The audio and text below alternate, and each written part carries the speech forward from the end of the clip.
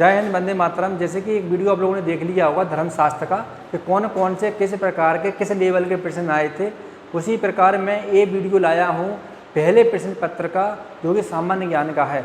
महाराज अगर मैं बात करूँ आप लोगों से तो सामान्य ज्ञान के जो प्रश्न हैं वो समझते हैं कि आप कर्मकांड आप बहुत सारे नित्य ऐसे कर्म करते हो जिससे आपको आज की जो आधुनिक पढ़ाई है उसमें आप समय नहीं दे पाते हो। उसी प्रकार से वो सामान्य तरीके से बहुत नॉर्मल प्रश्न देते हैं। एक सैंपल के रूप में जो पेपर आया था कल 26 तारीख को, उस पेपर के कुछ प्रश्न मैं इस पर लिख लिया हूँ, ठीक है। और बहुत सारे प्रश्न जो आए थे उसको मैं या तो लिंक के नीचे दे दूंगा या फिर आपको मैं सारे प्रश्न लिखकर भेज दूंगा, आप लोग देख लेना। इस वीडियो का उद्देश्य ये है कि आप लोगों को सिलेबस पता चल जाए कि आखिर सिलेबस होता क्या है धर्मचर्चा का और हमें पढ़ना क्या है। बुंदेलखंड अकेडमी ने जिस प्रकार आपको नोट्स दिए थे सारे प्रश्न आपके फंसे हैं, सारे प्रश्न आप लोगों के फंसे हैं। 1 मिलियन में कितने होते हैं, 1 मिलियन बराबर कितने होते हैं, तो 10 लाख ऐसे ही करके भारत एक खोज पुस्तक। देखो भैया पिछली बार जो आपका प्रश्न पत्र आया था इन्होंने मेहनत नहीं करी, इन्होंने होमवर्क नहीं किया, इन्होंने उठा के वही प्रश्न पटक दिया। अगर आप तब भी 40% मार्क नहीं ला पाओगे महाराज तो मुझे लगता है कि आपका धर्म शिक्षक बनना व्यर्थ है, नहीं बनना चाहिए हम लोगों को। लेकिन बहुत सारे युवाओं के मुझे पता है बहुत अच्छे नंबर भी आएंगे क्योंकि उन्होंने पढ़ाई भी करी है और वो इस चीज़ को प्रूव करेंगे, वो धर्म शिक्षक बनने लायक हैं। ईटानगर की राजधानी क्या है, अरुणाचल प्रदेश, ठीक है। आप लोगों को दिख रहा होगा, देख लो महाराज बहुत नॉर्मल प्रश्न है भैया, देख लो वही प्रश्न है जो पिछली बार आए थे, है ना। गजनी का पूछ लिया, वास्को ड गामा पुर्तगाल, है ना। माइक्रोसॉफ्ट के संस्थापक कौन है, तो मैं इस पर जहाँ चर्चा नहीं करूँगा क्योंकि वही प्रश्न उठा के उन्होंने पटक दिया। कुछ प्रश्नों का फेरबदल है, तो अब आपको समझ में आ गया होगा कि धर्म शिक्षक में हमें किस तरह तैयारी करना चाहिए और सामान्य ज्ञान को हमें किस स्तर का पढ़ना चाहिए। ज़्यादा मेहनत करने की जरूरत नहीं है, लेकिन आपको अभ्यास की बहुत ज़्यादा ज़रूरत है और सही सिलेबस की, सही विषयों की जानकारी बहुत ज़्यादा आवश्यक है। जैसे कि कई प्रश्न इसमें ऐसे हैं जैसे काजीरंगा उद्यान, तो काजीरंगा एक तो है नहीं, आज बहुत प्रकार से हैं, कहीं से भी दे सकते हैं आपको।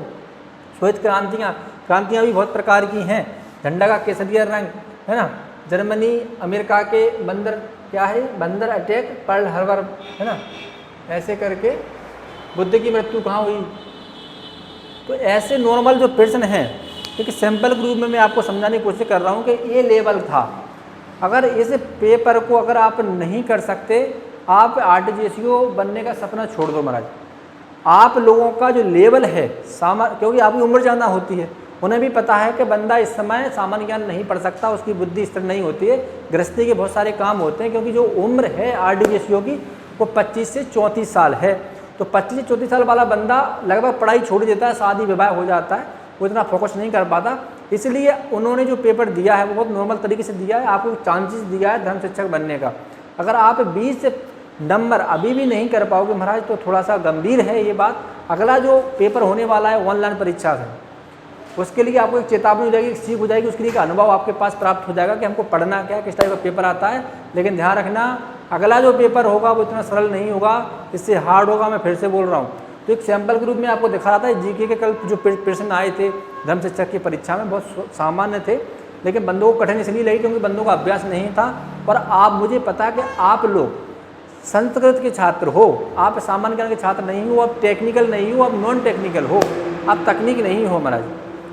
आप संस्कृत के छात्र हो, संस्कृत को तुरंत पकड़ लोगे, आप कर्मकांड को तुरंत पकड़ लोगे, शास्त्रों को पकड़ लोगे, लेकिन सामान्य ज्ञान पर आपका फोकस और अभ्यास और आपका लगाव कम ही रहा होता है, संपर्क में नहीं रहे, इसलिए थोड़ा सा कठिन होता है। लेकिन तब भी उन्होंने एक ऑप्शन दिया है कि ओनली 40% मार्क लाओ और प्रवेश पाओ, किसके लिए, दूसरे पेपर को चेक करने के लिए। तो आपको पता है कि जो मेरिट बनती है सेकंड पेपर से बनती है, साक्षात्कार से बनती है, तो उसमें आप लोगों का बहुत अच्छा हो जाएगा महाराज।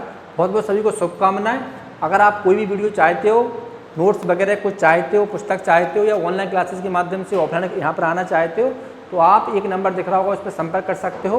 वो अगला जो मौका है वो नहीं छोड़ना है आप लोगों को। उस मौके के लिए हम भी रात दिन एक करने वाले हैं, बहुत सारी वीडियो आप लोगों को देने वाले हैं, जिससे आप लोगों को कोई दुविधा ना हो और कोई परेशानी ना हो और जो पेपर आएगा वो अच्छे से आप लोग उसको क्लियर कर लें। जय हिंद, वंदे मातरम।